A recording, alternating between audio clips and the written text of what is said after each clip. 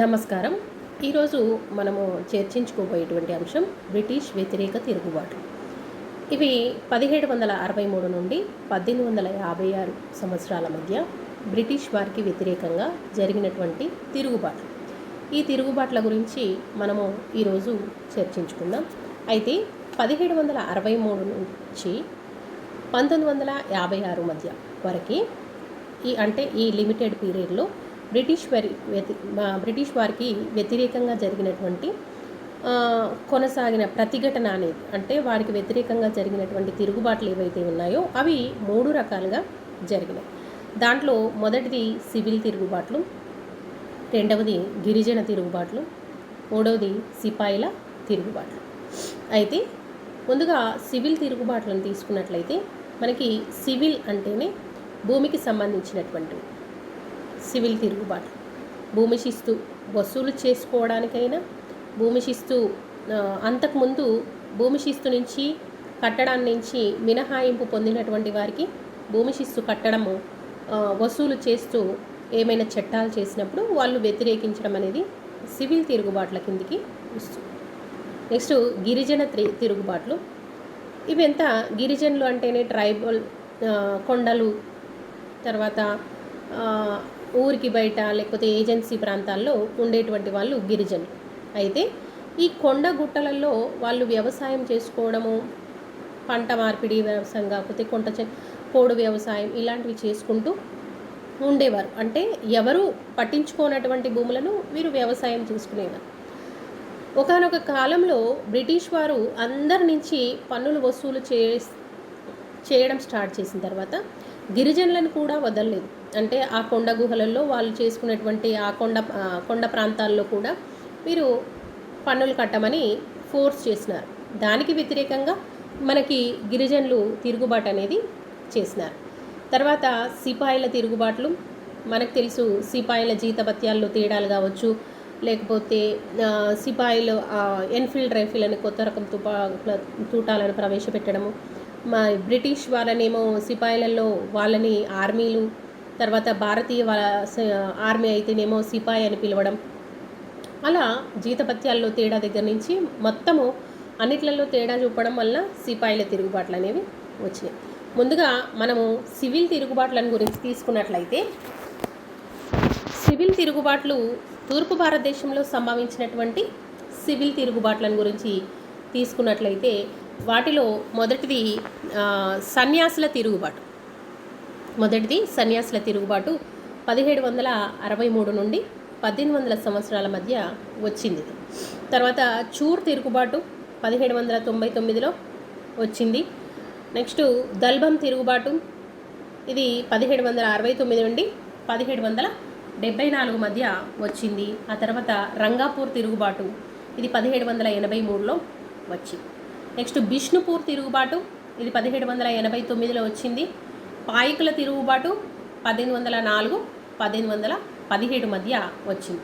ఇవన్నీ కూడా తూర్పు భారతదేశంలో సంభవించినటువంటి బ్రిటిష్ వారికి వ్యతిరేకంగా వచ్చినటువంటి తిరుగుబాట్లు. తూర్పు భారతదేశంలో బ్రిటిష్ వారికి వ్యతిరేకంగా చేసినటువంటి తిరుగుబాట్లు ఇవి సన్యాసుల తిరుగుబాట్లు, చూర్ తిరుగుబాటు, దల్బం తిరుగుబాటు, రంగాపూర్ తిరుగుబాటు, బిష్ణుపూర్ తిరుగుబాటు, పాయికుల తిరుగుబాటు. ఇవన్నీ కూడా తూర్పు భారతదేశంలో వచ్చినాయన్నమాట. తర్వాత దక్షిణ భారతదేశంలో సంభవించిన తిరుగుబాట్లు. దక్షిణ భారతదేశంలో మనకి తిరుగుబాట్లలో తీసుకున్నట్లయితే వి రామరాజు తిరుగుబాటు 1794లో వచ్చింది. కేరళ వర్మ తిరుగుబాటు 1793 నుండి 97 మధ్యలో కేరళ వర్మ తిరుగుబాటు వచ్చింది. వేలు తంపి తిరుగుబాటు 1809లో వచ్చింది. కట్టబొమ్మన్ తిరుగుబాటు 1798 నుంచి 1802 వరకు. కరబంజీ తిరుగుబాటు 1800, 1805 వరకు. గుంసూర్ తిరుగుబాటు 1835, 1837 మధ్యలో వచ్చింది. నరసింహారెడ్డి తిరుగుబాటు 1846 నుండి 1847 వరకు ఈ తిరుగుబాట్లు దక్షిణ భారతదేశంలో వచ్చినాయి. అయితే బాంబే ప్రెసిడెన్సీలోని పూణే ప్రాంతంలో రామోసిస్ రైతు తెగలు బ్రిటిష్ రెవెన్యూ విధానానికి వ్యతిరేకంగా చిత్తూర్ సింగ్, ఉమ్మాజీ అనే ఇద్దరి నాయకత్వంలో ఉద్యమించారు. ఇది బాంబే ప్రెసిడెన్సీలో పూణే ప్రాంతంలో ఈ రామోసిస్ అనే తెగ ప్రజలు బ్రిటిష్ రెవెన్యూ విధానానికి వ్యతిరేకంగా తిరుగుబాటు చేస్తే వారికి నాయకులు చిత్తూరు సింగ్, ఉమాజీ అనేవాళ్ళు. పశ్చిమ భారతంలో వచ్చినటువంటి సివిల్ తిరుగుబాట్లు, కిట్టూరు తిరుగుబాటు 1824-29 మధ్య వచ్చింది. రామోసీ అనే తెగ ఇది 1826-1829 మధ్య వచ్చింది. గడ్కారీ తిరుగుబాటు 1844 మధ్య వచ్చింది. ఉత్తర భారతదేశంలో సంభవించినటువంటి సివిల్ తిరుగుబాట్లు, గోరఖ్పూర్ తిరుగుబాటు ఇది 1778 నుంచి 1781 వరకు. బరైలీ తిరుగుబాటు 1816 ఆ ప్రాంతంలో వచ్చింది. వజీర్ అలీ తిరుగుబాటు 1799లో వచ్చింది. దయారాం తిరుగుబాటు 1817లో వచ్చింది. ఇవన్నీ ఉత్తర భారతదేశంలో వచ్చినటువంటి తిరుగుబాటు. ఇవన్నీ కూడా ఉత్తర భారతదేశంలో వచ్చినటువంటి సివిల్ తిరుగుబాట్లు, భూమి శిస్తు విధానాలకు వ్యతిరేకంగా వచ్చినటువంటి తిరుగుబాట్లు. ఇక్కడ మనము తూర్పు భారతదేశంలో, దక్షిణ భారతదేశంలో, ఆ తర్వాత పశ్చిమ భారతదేశంలో, ఉత్తర భారతదేశంలో వచ్చినటువంటి సివిల్ తిరుగుబాట్లు ఏమేమి వచ్చినాయో వాటి సంవత్సరాలు పరిశీలించినాము. నెక్స్ట్ వేలుతంపి తిరుగుబాటు. వేలుతంపి తిరుగుబాటు చేసినటువంటి సంవత్సరం ఏంటంటే 1809. ఈయన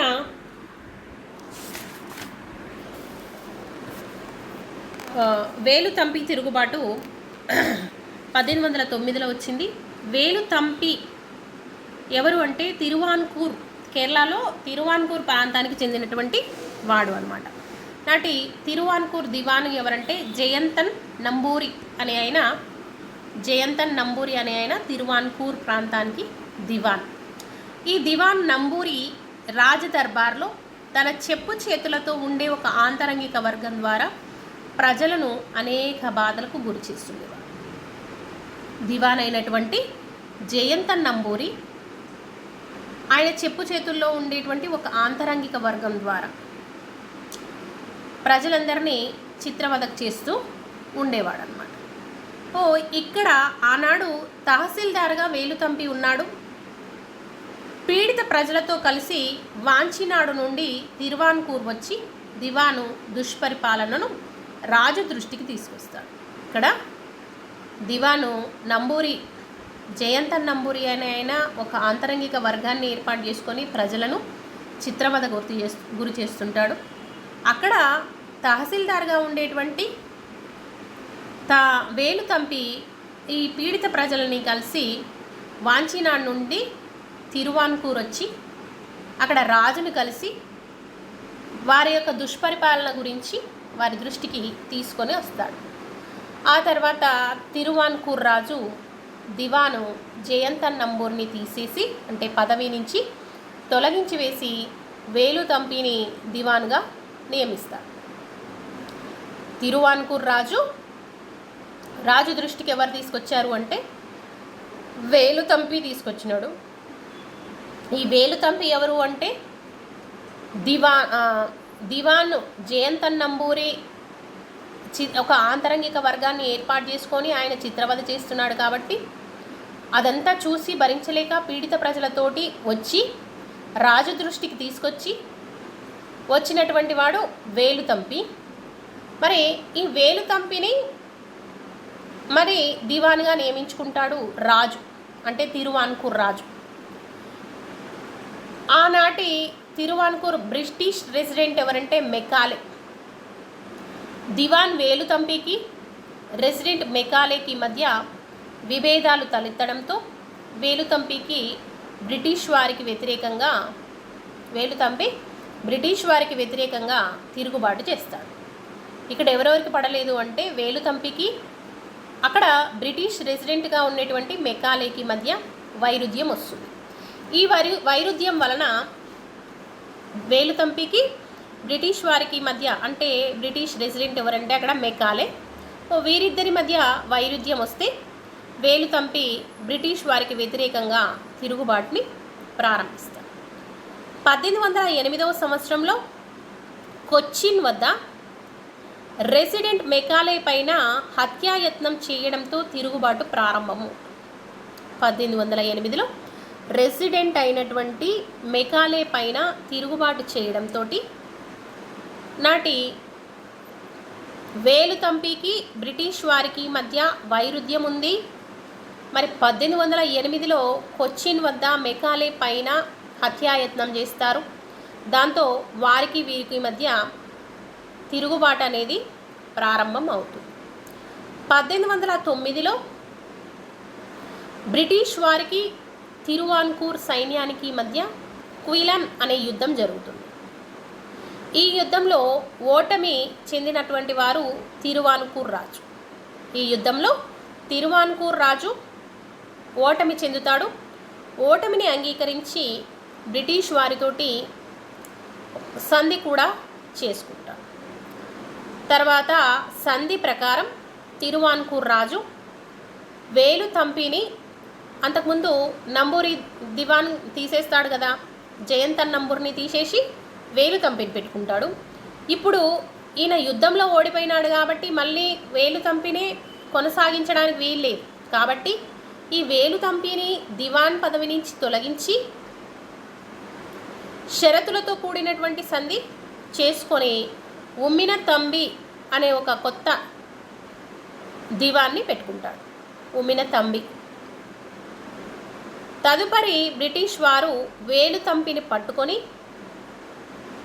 చంపి ఆ శవాన్ని తీసుకొచ్చి ఊరి మధ్యలో బహిరంగంగా ఉర్రిమాను అంటారు దాన్ని, అంటే ఊరి వేస్తారనమాట ఆ చెట్టుకి. సో అక్కడ ఊరి వేస్తారు వేలుతంపి.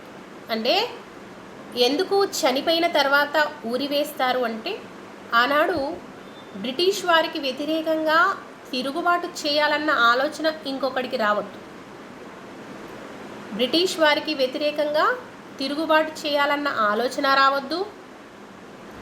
తిరుగుబాటు చేస్తే పరిస్థితి ఏ విధంగా ఉంటుంది అని భయభ్రాంతులకు గురి చేయాలి అంటే వేలుతంపిని చంపి ఆ తర్వాత ఊరి తీస్తారు. అంటే మరొకడు వేలుతంపిలాగా తిరుగుబాటు చేయకుండా ఉండడానికి, ఇంకొకరు బ్రిటిష్ వారికి వ్యతిరేకంగా తిరుగుబాటు చేయాలంటేనే భయపడేటువంటి పరిస్థితిని తీసుకురావాలి. అలాంటి భయానకమైనటువంటి పరిస్థితి తీసుకొస్తేనే బ్రిటిష్ వారి విధానాలకు వ్యతిరేకంగా తిరుగుబాటు చేయాలన్న ఆలోచన మరొకడికి రాదు అనేది బ్రిటిష్ వారి యొక్క ఉద్దేశం. అలా తిరుగుబాటు చేసినటువంటి వేలుతంపిని దివాన్ పదవి నుంచి తొలగించిన తర్వాత బ్రిటిష్ వారు ఆయనను పట్టుకొని బహిరంగంగా ఊరి తీస్తారు. ఆయనను చంపిన తర్వాత ఊరి తీస్తారు. ఇది వేలుతంపి యొక్క తిరుగుబాటు. నెక్స్ట్ సన్యాసుల తిరుగుబాటు వస్తుంది. ఇది 1763 1800 సంవత్సరాల మధ్య సన్యాసుల తిరుగుబాటు వస్తుంది.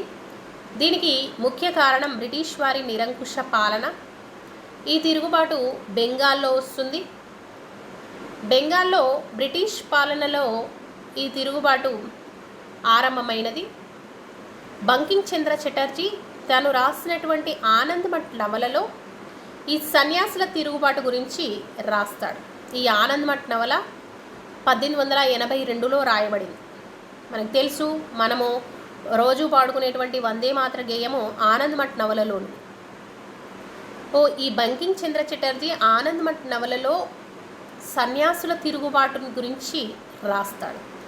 ఈ సన్యాసుల తిరుగుబాటు ఎప్పుడు వస్తుంది అంటే 1763 1800 సంవత్సరాల మధ్య వస్తుంది. నెక్స్ట్ పాయకుల తిరుగుబాటు.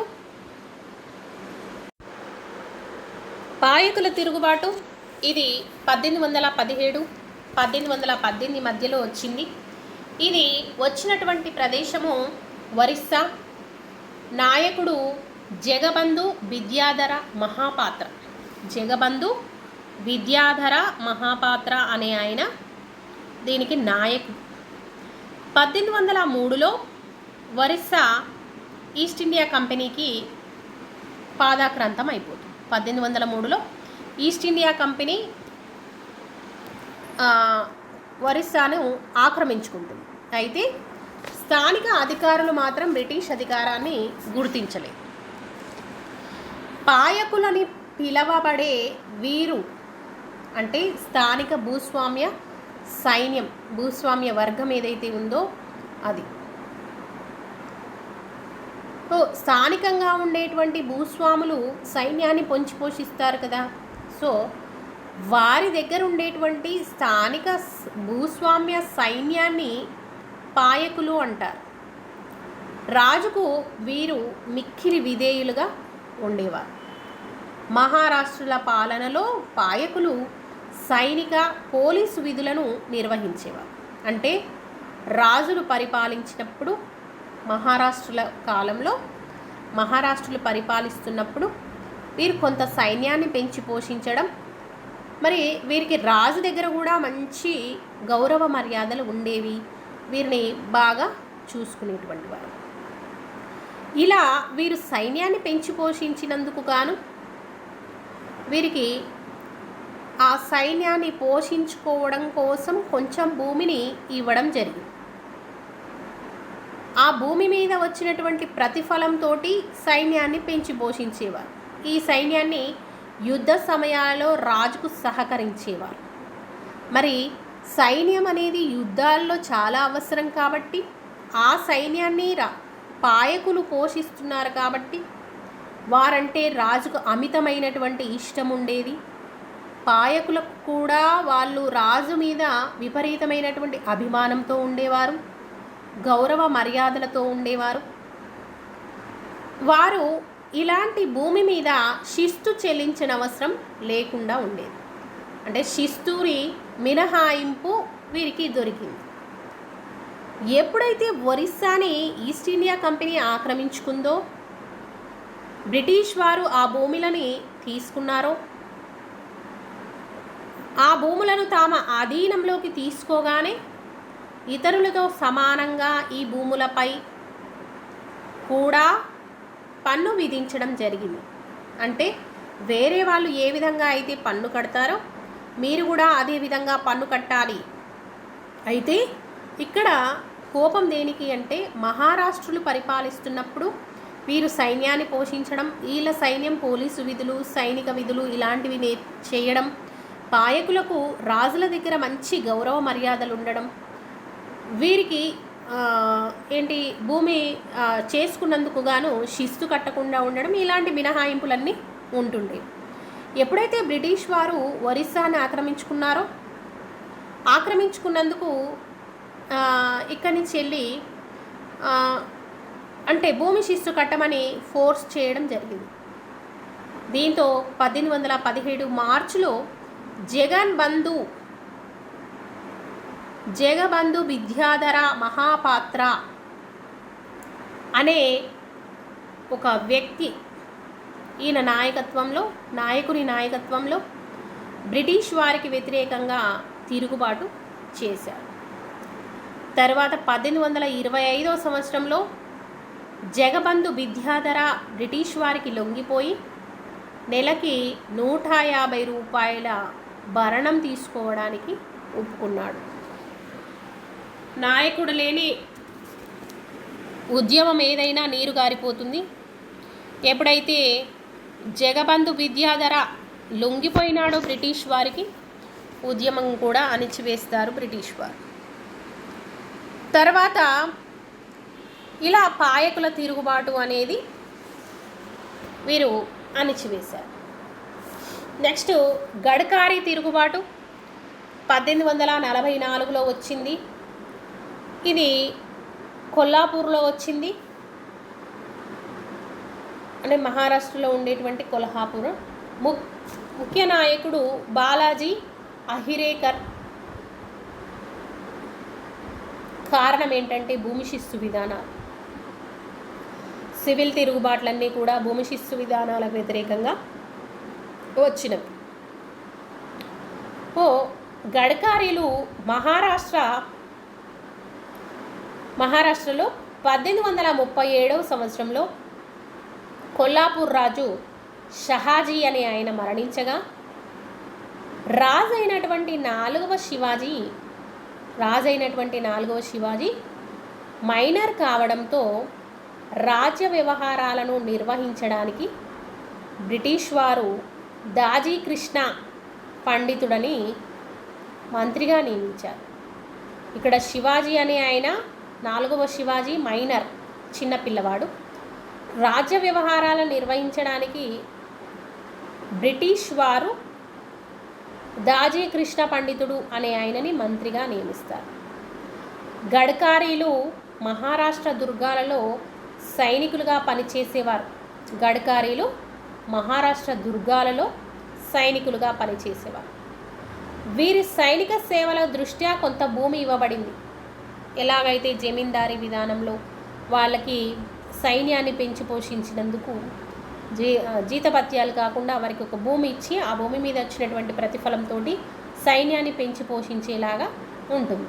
సో వీరు సైనిక సేవలు చేసినందుకు గాను కొంత భూమిని ఇచ్చేవారు. ఆ భూమి మీద వచ్చేటువంటి ప్రతిఫలంతో వీళ్ళు జీవనం కొనసాగించేవారు. ఆనాడు వీరికే కాదు, ఆలయాల్లో పనిచేసే వారికి, మసీదులలో పనిచేసేటువంటి మత పెద్దలకు కానీ ఇనాములుగా భూములు ఇచ్చేవారు. ఆ భూమి మీద ట్యాక్స్ ఎగ్జంప్షన్ ఉంటుంది. ట్యాక్స్ కట్టకపోయినా ఏం పర్వాలేదు. ఆ తర్వాత ఆ భూమి మీద వచ్చినటువంటి ఆదాయంతో వాళ్ళు జీవనాన్ని వెళ్ళదీసేవారు. కెప్టెన్ గ్రాంట్ డఫ్ గడ్కరీలను వారి వృత్తుల నుండి, అంటే సైనిక వృత్తి చేస్తున్నారు కదా, ఆ వృత్తి నుండి తొలగించి వారి జాగీర్లను ఆక్రమించుకున్నాడు. వారి జాగీర్లను స్వాధీనం చేసుకున్నాడు. అయితే వారు ప్రభుత్వానికి ఒకవేళ శిస్తు గనక కట్టాలి అనుకుంటే గనక చెల్లించే పక్షంలో జాగీర్దారులుగా కొనసాగించవచ్చు.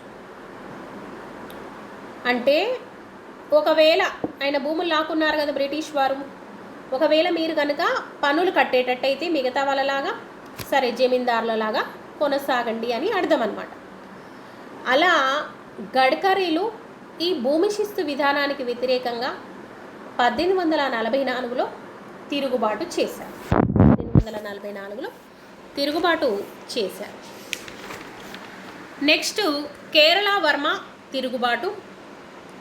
1792వ సంవత్సరంలో బ్రిటిష్ వారికి టిప్పు సుల్తాన్కి మధ్య శ్రీరంగపట్నం సంధి జరిగింది. ఈ శ్రీరంగపట్నం సంధి 3వ ఆంగ్లో మైసూర్ యుద్ధం తర్వాత జరిగినటువంటిది శ్రీరంగపట్నం సంధి. ఇది చాలా అవమానకరమైనటువంటిది. ఈ టిప్పు సుల్తాన్కు ఉండేటువంటి 2 కొడుకులను జామీన్ కింద బ్రిటిష్ వారికి పంపిస్తాడు. కొన్ని కోట్ల రూపాయలను యుద్ధ నష్టపరిహారం కింద ఇస్తాడు. మైసూర్లో ఉండేటువంటి భూభాగాలను అటు నిజాం నవాబు కానీ బ్రిటిష్ వారు పంచుకుంటారు. ఇలాంటి అవమానపూరితమైనటువంటి సంధి కాబట్టి 1799లో టిప్పు సుల్తాను 4వ ఆంగ్లో మైసూర్ యుద్ధం చేసి యుద్ధరంగంలో మరణిస్తాడు. ఇక్కడ ఎప్పుడైతే శ్రీరంగపట్నం సంధి జరిగిందో ఈ సంధి ద్వారా మలబార్ ప్రాంతము బ్రిటిష్ వారి వశమైంది. అంటే మంచి మంచి ప్రాంతాలన్నీ కూడా మైసూర్ రాజు దగ్గర ఉండేటువంటివి వీళ్ళు తలా కొంచెం పంచుకుంటారన్నమాట. నీకోటి నాకోటి, నీకోటి నాకోటి, చిన్న పిల్లలు పంచుకున్నట్టుగా ఈ శ్రీరంగపట్నం సంధి తర్వాత వీళ్ళంతా కూడా భూభాగాలను పంచుకున్నారు. ఈ మలబారు ప్రాంతం అనేది బ్రిటిష్ వారి వశమైంది. కానీ స్థానిక రాజులు బ్రిటిష్ వారి అధికారాన్ని గుర్తించక అనేక తిరుగుబాట్లు చేస్తారు. వాటిలో కొట్టాయం రాజకుటుంబానికి చెందినటువంటి కేరళ వర్మ తిరుగుబాటు అనేది ముఖ్యమైనది. కేరళ వర్మ పజస్సి రాజా ప్రసిద్ధి చెందినటువంటి వాడు. బ్రిటిష్ వారికి వ్యతిరేకంగా కేరళ వర్మ 2 సార్లు తిరుగుబాటు చేస్తాడు. మొదటి తిరుగుబాటు 1793-97 మధ్యలో జరుగుతుంది. రెండవ తిరుగుబాటు 1805వ సంవత్సరం మధ్యలో జరుగుతుంది. ఇలా 2 దశలలో ఈ కేరళ వర్మ తిరుగుబాటు అనేది జరుగుతుంది. మొదటి దశలో జరిగింది 1793 నుండి 1797 మధ్య జరుగుతుంది. దీనికి ముఖ్య కారణం ఏంటంటే కేరళలోని కొట్టాయం ప్రాంత పన్నులు వసూలు అధికార లీజుని కురుంబ్రనాడు రాజుకి ఇవ్వడం. పన్నులు వసూలు చేసుకోవడం అనేది లీజ్ తీసుకుంటే అది కురుంబ్రనాడు అనే రాజుకు ఇచ్చారు. ఆ కారణంగా కంపెనీ చర్యను కేరళ వర్మ తీవ్రంగా వ్యతిరేకించి తిరుగుబాటు చేస్తాడు.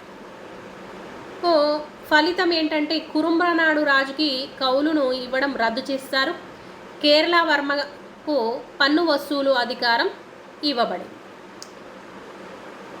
మరి ఆనాటి బొంబాయి గవర్నర్ ఎవరంటే జోనాథన్ డంకన్.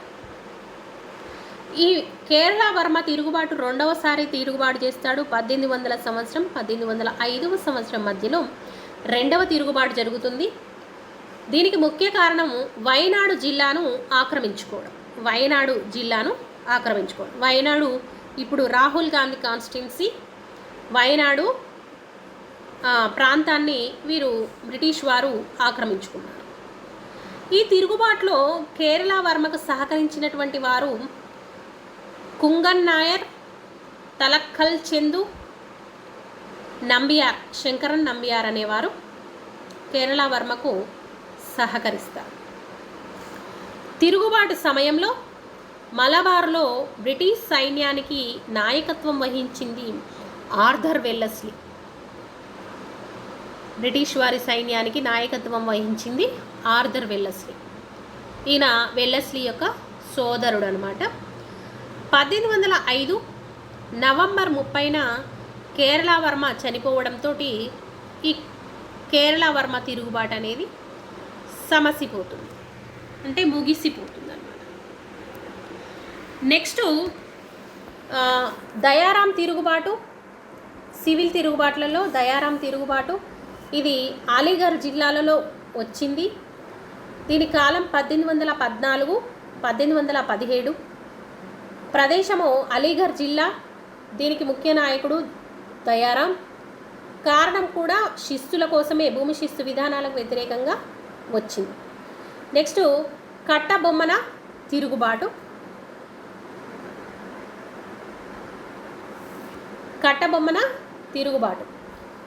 1792 1799 మధ్య కట్టబొమ్మన తిరుగుబాటు వచ్చింది.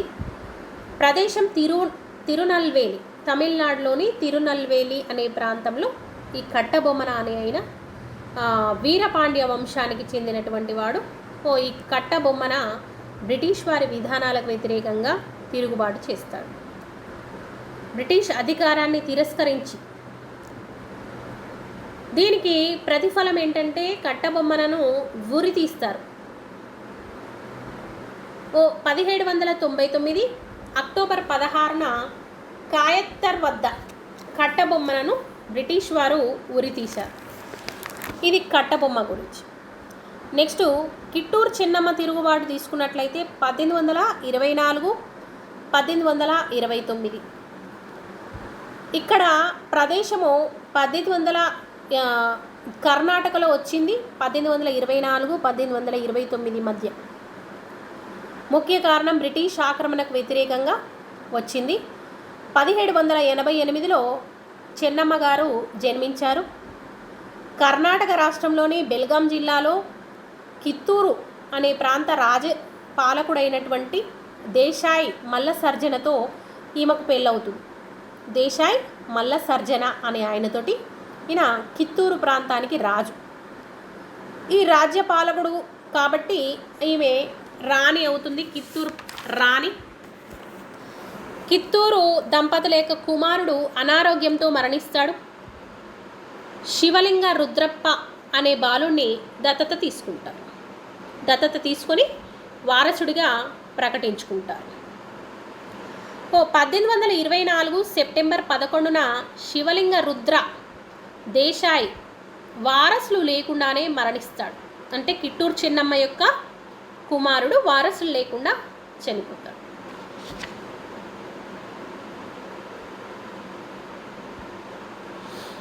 అప్పుడు 1824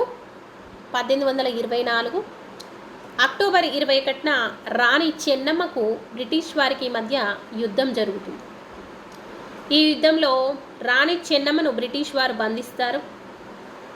1824 డిసెంబర్ 5న రాణి చెన్నమ్మ బ్రిటిష్ బందీగా ఉంటూ చనిపోతుంది. 1938లో కిట్టూరు చెన్నమ్మ పేరు మీద ఒక రక్షణ నౌకను భారత నౌకాదళంలో ప్రవేశపెడతారు. ఇది కిట్టూరు చెన్నమ్మ గురించి. కిట్టూరు చెన్నమ్మ చాలా పరాక్రమ లక్షణాలు కలిగినటువంటి మహిళ. నెక్స్ట్ గిరిజన తిరుగుబాట్లు. గిరిజన తిరుగుబాట్లు ఎందుకు వచ్చాయి? కారణము ఏంటంటే గిరిజనులు మనకి కొండ ప్రాంతాలలో పోడు వ్యవసాయం చేసుకుంటూ ఉంటారు. కొండ ప్రాంతాల్లో గిరిజనులు పోడు వ్యవసాయాన్ని చేసుకుంటూ ఉంటారు. అయితే ఈ పోడు వ్యవసాయానికి కూడా అంతకుముందు ఎటువంటి ట్యాక్సులు పే చేయకుండా ఉండేవారు. బ్రిటిష్ వారు ఎప్పుడైతే భారతదేశంలో వారు రకరకాలైనటువంటి విధానాల ద్వారా భారతదేశాన్ని ఆక్రమించుకోవడము స్టార్ట్ చేసినారో, వీరు గిరిజనులు వాళ్ళు ఏంటంటే అప్పటిదాకా పన్నుల నుంచి మినహాయింపు ఉండేది. అంటే కొండ ప్రాంతాల్లో వ్యవసాయం చేసుకుంటున్నారు కాబట్టి అదంతా వేస్ట్ ల్యాండ్. వాళ్ళు అదే ప్రాంతంలో ఉంటూ కొండ ప్రాంతాల్లోనే వ్యవసాయం చేసుకుంటూ ఉండేవారు. కాబట్టి బ్రిటిష్ వారు వారి మీద పన్నులు వసూలు చేసేవారు. దీనికి వ్యతిరేకంగా అక్కడ తిరుగుబాట్లు అనేవి వచ్చాయి. మొదటిది సంతాలుల తిరుగుబాటు. 1851 ప్రాంతంలో సంతాలులు తిరుగుబాటు చేశారు. ఈ తిరుగుబాటుని సంతాల్ హూల్ అంటారు. సంతాళ్ళు బయట ప్రాంతం వారిని అనగా వడ్డీ వ్యాపారస్తులు, భూస్వాములు, బ్రిటిష్ అధికారులను దిక్కులు అంటారు. ఈ దిక్కులు అంటే వడ్డీ వ్యాపారులు, భూస్వాములు, బ్రిటిష్ అధికారులు.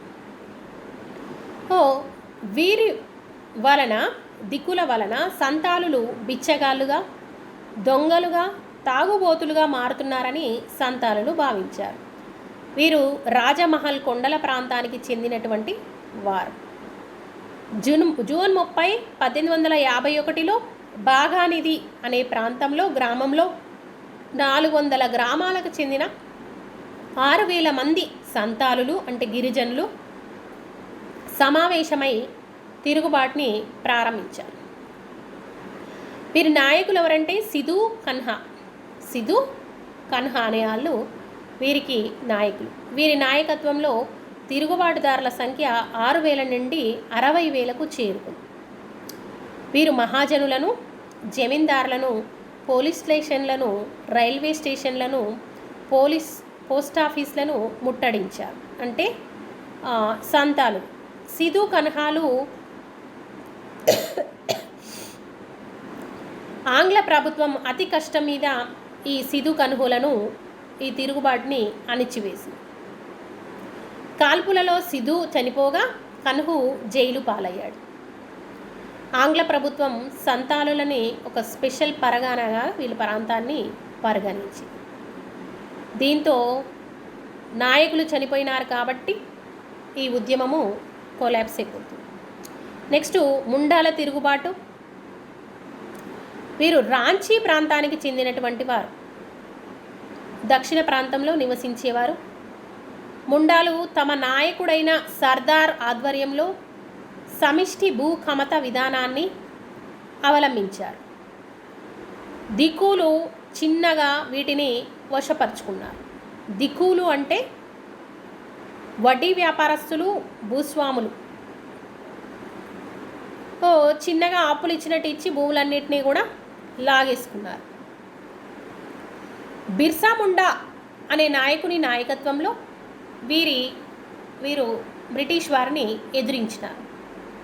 బిర్సా ముండా మొదట్లో మిషనరీల వద్ద విద్య పొంది తదుపరి వైష్ణవ మతానికి ప్రభావానికి లోనయ్యాడు. తనను తాను ప్రవక్తగా ప్రకటించుకున్నాడు బిర్సా ముండా. ఈయన ఆధ్వర్యంలో 600 మంది ధనుర్బాణాలతో బ్రిటిష్ వారికి తీవ్రంగా ఎదురు తిరిగారు. వీరు కటోంగ్ బాబా కటోంగ్, సాహెబ్ కటోంగ్, కటోంగ్ రారి, కటోంగ్ కటోంగ్ అని నినాదాలు ఇస్తూ విప్లవము లేవదీశారు. వీళ్ళ నినాదాలు ఇవి. కటోంగ్ కటోంగ్ అంటే వారి భాషలో బాబా కటోంగ్ అనే వీరి యొక్క నినాదాలు అన్నమాట. క్రీస్తు శకం 1900 సంవత్సరంలో ప్రభుత్వం బిర్సా ముండాని అరెస్ట్ చేసి ఖైదు చేయగా అదే సంవత్సరము ఆయన చనిపోతాడు.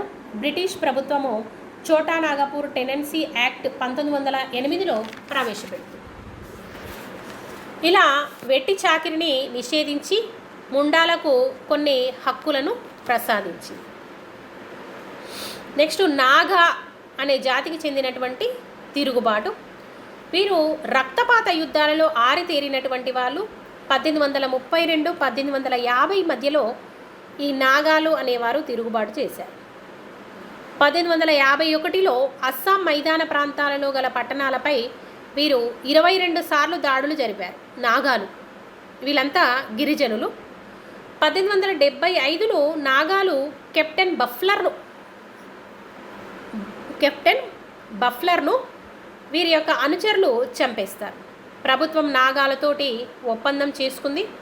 1881లో బ్రిటిష్ ప్రభుత్వం నాగా హిల్ డిస్ట్రిక్టును ఏర్పాటు చేసింది. అంటే వీళ్ళకి సొంతంగా ఒక డిస్ట్రిక్ట్ని ఏర్పాటు చేసింది. బ్రిటిష్ సైన్యంలో నాగా రెజిమెంట్ ఒక బెటాలియన్ అంతా నాగా రెజిమెంట్ని ఏర్పాటు చేసింది. రెండవ ప్రపంచ యుద్ధాలలో నాగాలు బ్రిటిష్ వారికి ఎనలేని సేవ చేశారు. అంటే వీరికి ఒక రెజిమెంట్ ఉంది కాబట్టి వీళ్ళ తరపు నుంచి కొంత సైన్యాన్ని రెండవ ప్రపంచ యుద్ధంలోకి పంపించారనమాట. ఈ విధంగా గిరిజనులు తిరుగుబాటు చేశారు. మనకి బ్రిటిష్ వారి విధానాలకు వ్యతిరేకంగా తిరుగుబాటు చేసినటువంటి వాళ్ళలో సివిల్ తిరుగుబాట్లు, గిరిజన తిరుగుబాట్లు, సిపాయిల తిరుగుబాట్లు. ఇలా గిరిజనులు వారి యొక్క భూమి మీద హక్కులను కోల్పోతామేమో, ఇంతకుముందు భూమి శిస్తు కట్టలేదు ఇప్పుడు కట్టాలి కదా అనే ఒక అభద్రతా భావంతో బ్రిటిష్ వారి భూమి శిస్తు విధాన సిద్ధాంతాలు ఏవైతే ఉన్నాయో వాటికి వ్యతిరేకంగా తిరుగుబాటు చేశారు. మరి వాళ్ళ భూములన్నింటినీ కూడా బ్రిటిష్ వారు లాగేసుకుంటున్నారు. మరి మీరు భూమి శిస్తు కట్టేటైతే జమీందారులుగా ఉండండి, లేదంటే అవసరం లేదు అన్నట్టుగా వాళ్ళు ప్రవర్తించేసరికి వీరికి సెక్యూరిటీ ప్రాబ్లం వల్ల వీళ్ళు తిరుగుబాటు చేయాల్సినటువంటి పరిస్థితి. మరి సివిల్ తిరుగుబాట్లు కూడా భూమి శిస్తు విధానాలకు వ్యతిరేకంగా వచ్చినటువంటివే. ఈ సివిల్ తిరుగుబాట్లు కూడా బ్రిటిష్ వారు ప్రవేశపెట్టినటువంటి భూమి శిస్తు విధానం. అప్పటిదాకా జమీందారులకి భూములు ఇనాములుగా ఇచ్చేవారు, వాటి మీద శిస్తు అనేది ఉండకపోయేది. రాను రాను ఏం జరిగింది అంటే బ్రిటిష్ వాళ్ళు భూములన్నింటినీ లాగేసుకొని మీరు శిస్తు కట్టాలి లేదంటే భూములు ఇచ్చేయండి అని తరహాలో అనేసరికి వారు కూడా దశల వారీగా ఒక్కొక్క ప్రాంతంలో తిరుగుబాట్లు చేశారు వీరి భూమి శిస్తు విధానాలకు వ్యతిరేకంగా. మరి గిరిజన తిరుగుబాట్లు కూడా అంతే. బ్రిటిష్ వారి యొక్క అంటే ఏజెన్సీ ప్రాంతాల్లో ఉన్నారు కాబట్టి ఆ కొండ ప్రాంతాల్లో వారు పన్నులు చెల్లించకుండా పోడు వ్యవసాయాన్ని చేసుకునేవారు. కానీ అలాంటి వ్యవసాయాన్ని అలాంటి ప్రాంతాలలో కూడా భూమి శిస్తు కట్టమని బ్రిటిష్ వారు అనేసరికి గిరిజనులకి కోపం వచ్చింది. దాంతో గిరిజనులు తిరుగుబాటు అనేది చేశారనమాట. ఇలా ఇంతే కాకుండా మనకి ఇంకోటి ఏంటంటే సిపాయిల తిరుగుబాట్లు కూడా వచ్చాయి. సిపాయిల తిరుగుబాటుకి స్పెషల్గా ఉంది కాబట్టి అది ఒకటి స్పెషల్ టాపిక్ నేర్చుకోవాల్సినటువంటి అవసరం ఉంది. ఈ సిపాయిల తిరుగుబాటు కూడా అనేక కారణాల మధ్య సిపాయిలు తిరుగుబాట్లు అనేవి చేస్తారు.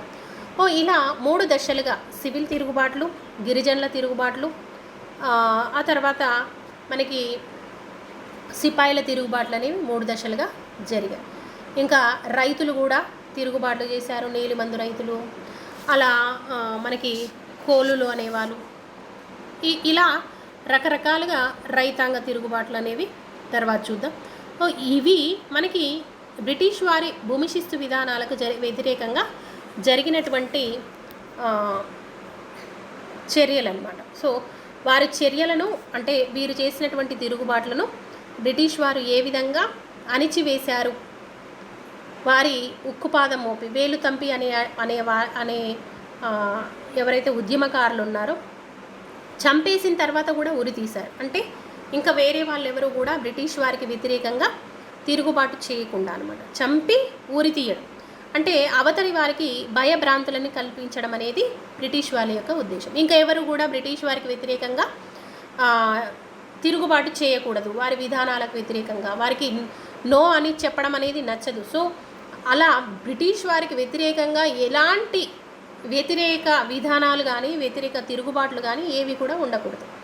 అలా జరగాలి అంటే ఎవరినొకరిని బాగా హింసాయుత మార్గంలో చంపి వాళ్ళని అలా ఎగ్జిబిట్ చేస్తే కనుక మిగతా వాళ్ళు భారతీయులు భయపడతారు అనేది బ్రిటిష్ వారి యొక్క ఉద్దేశం. అలా ఉక్కు పాదం మోపి ఇలాంటి తిరుగుబాట్లన్నింటినీ కూడా అణిచివేశారు. ఇది భారతదేశంలో బ్రిటిష్ వారి విధానాలకు వ్యతిరేకంగా జరిగినటువంటి తిరుగుబాట్లు. థ్యాంక్ యూ, ధన్యవాదాలు.